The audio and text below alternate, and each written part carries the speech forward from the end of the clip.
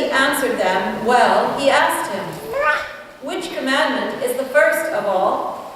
Jesus answered, "The first is, 'Hear, O Israel, the Lord our God, the Lord is one. You shall love the Lord your God with all your heart, all your soul, and all your mind, and with all your strength. The second is this, you shall love your neighbor as yourself. There is no other commandment greater than these." Then the scribe said to him, "You are right, teacher. You have truly said that he is one, and besides him there is no other, and to love him with all the heart, with all the understanding, and with all the strength, and to love one's neighbor as oneself. This is much more important than all whole burnt offerings and sacrifices." When Jesus saw that he answered wisely, he said to him, "You are not far from the kingdom of God." After that, no one dared to ask him any questions. The Gospel of Christ. Praise to you, Lord Jesus Christ.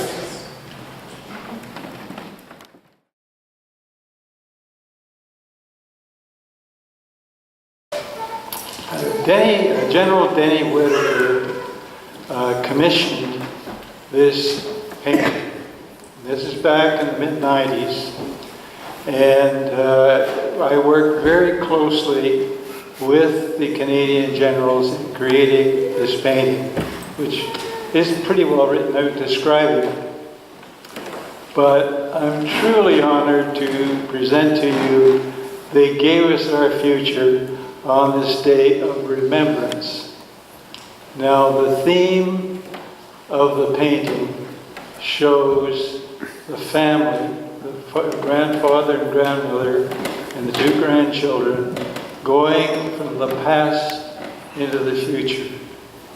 And for those of us who think back, at the time I was a young boy, but basically, if the Nazis had won, all that we know would not be here today.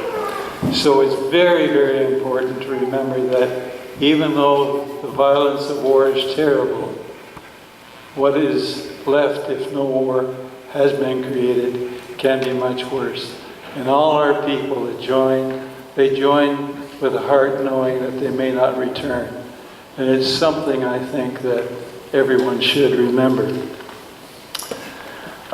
Denny Whittaker unfortunately passed away 3 weeks before I completed the painting.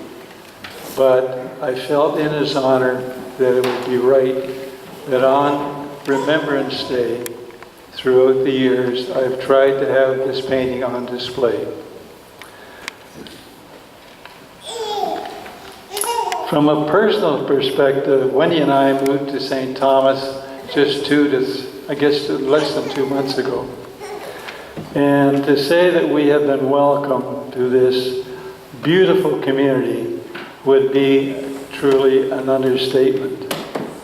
All we can say is thank you from the bottom of our hearts.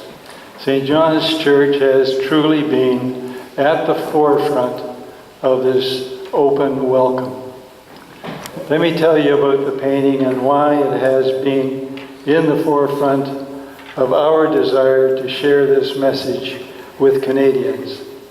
When I was commissioned to create a painting showing Canada, their participation in the Second World War, I made it clear that I wouldn't focus on the violence of the war.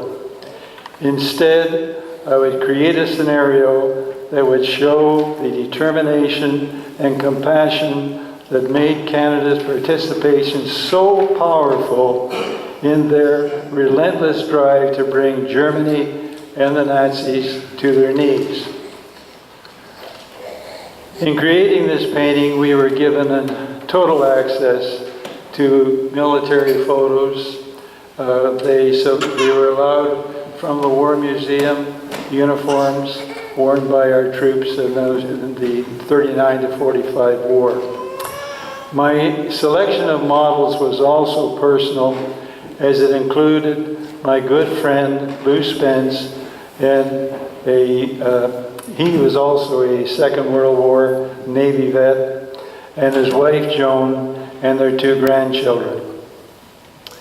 If you look, you'll see that the young granddaughter, is holding a maple leaf representing Canada, and the young boy is pointing from the past towards the future with the milkweed pod in his hand. And for those who don't know why this was, during the Second World War, with all the troops traveling from Canada to England, there weren't enough life jackets.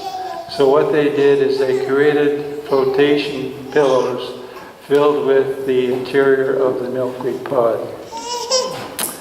I shouldn't also forget that the one model in the center of the painting at the top in the Air Force is our oldest boy, Steve. And he was a 20-something at that time. Of course, now he's close to 60. We included the merchant navy, who were responsible for getting supplies to the front, and the cost was terrible for them through the German U-boats that sank many, many ships. I have included drawings of a couple of World War II aircraft, which are now considered to be relics of the past. However, they are starkly alive for those vets still with us from a war 70 plus years ago. We have added for your information, of course, this written information on the painting. This painting of remembrance of the supreme sacrifice of so many souls during that period, as well as those at war before and since. And we must remember all of these people and their families. Thank you for your attention on this day of remembrance.